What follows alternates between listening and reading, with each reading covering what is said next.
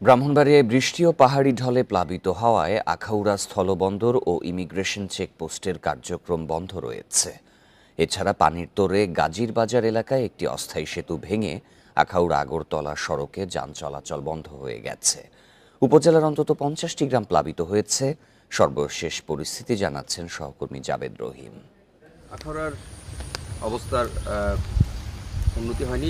রাতভর বুধবার রাত থেকেও বৃষ্টি হচ্ছে, সেই কারণে পরিস্থিতির আরও অবনতি হয়েছে বলে আমাকে জানিয়েছেন আখাউড়া উপজেলা নির্বাহী কর্মকর্তা গাজালা পারভিন রুবি।